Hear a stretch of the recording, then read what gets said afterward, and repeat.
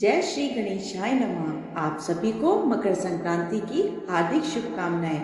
आज सुनते हैं, आज की वीडियो में आप सुनेंगे मकर संक्रांति पर सुनी जाने वाली धर्मराज की कहानी। मकर संक्रांति के दिन कई लोग उपवास रखते हैं और विधि विधान से सूर्य देव की उपासना करते हैं। और आज के दिन धर्मराज जी की यह कहानी जरूर सुननी चाहिए। एक समय की बात है जब पृथ्वीलोक पर वक्रोवाहन नाम का एक राजा हुआ करता था।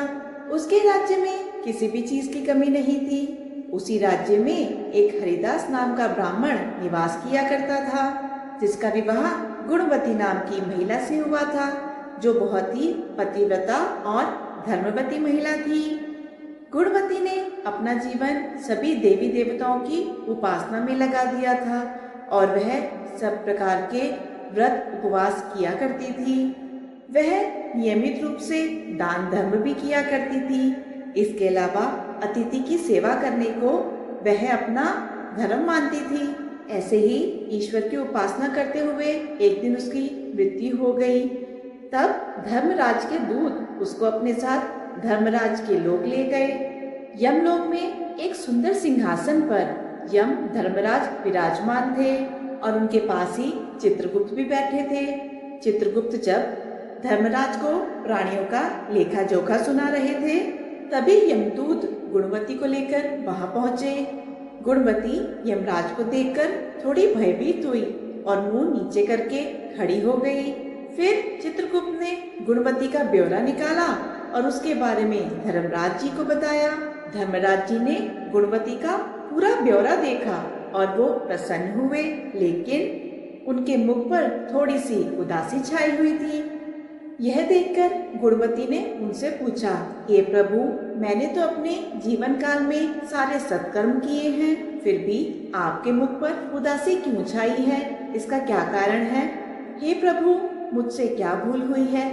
धर्मराज जी ने कहा, हे देवी, तुमने सभी देवी देवताओं के व्रत किए, लेकिन तुमने कभी भी मेरी उपासना या मेरे नाम से कोई पूजा पाठ या दान नहीं किया। धर्मराज की बात सुनते ही गुणवती उनसे क्षमा याचना करने लगी और कहने लगी, हे प्रभु, मुझे आपकी उपासना के बारे में कुछ भी मालूम नहीं है। कृपा करके आप मुझे कोई उपाय बताइए जिससे सभी मनुष्य आपकी कृपा के पात्र बन सके।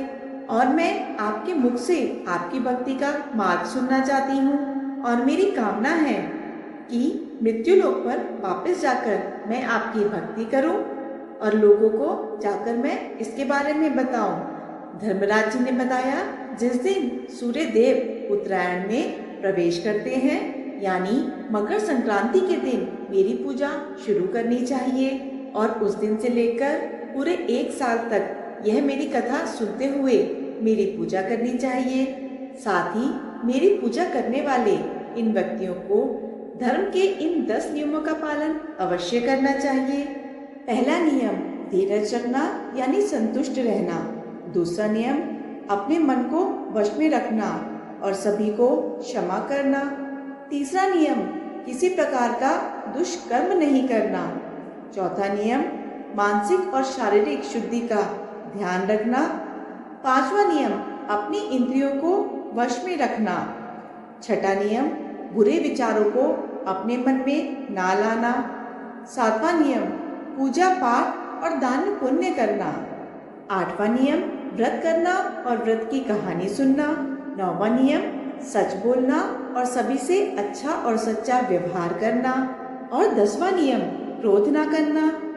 धर्म के इन सभी लक्षणों का पालन करते हुए 1 साल तक मेरी कथा नियम से सुने, दान पुण्य और परोपकार के काम करें और अगली मकर संक्रांति पर इस व्रत का उद्यापन कर दें। इसके बाद मेरी एक मूर्ति बनवाकर विधि विधान से प्राण प्रतिष्ठा करवाकर हवन पूजन करें। साथ ही चित्रगुप्त की भी पूजा करें। काले तिल के लड्डू का भोग लगाएं। इसके बाद ब्राह्मण भोज कराएं।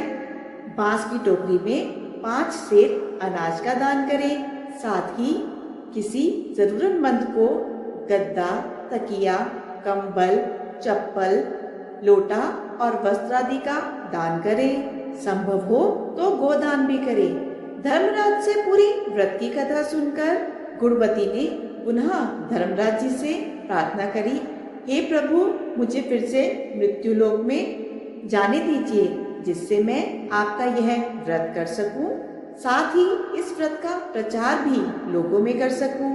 इस पर धर्मराज जी ने गुणवती को पृथ्वीलोक पे फिर से जाने दिया। धरती पर वापस आकर गुणवती ने धर्मराज जी द्वारा बताए गए व्रत के बारे में अपने पति को बताया और मकर संक्रांति आते ही गुणवती और उसके पति ने यह व्रत शुरू किया। इस व्रत के प्रभाव से उन पर धर्मराज जी की कृपा हुई और उन्हें मोक्ष की प्राप्ति हुई। तो यह थी मकर संक्रांति पर सुनी जाने वाली धर्मराज जी की कहानी। आपको ये कथा कैसी लगी कमेंट करके जरूर बताएं। साथ ही वीडियो को लाइक करके चैनल को सब्सक्राइब करना ना भूलिएगा। धन्यवाद।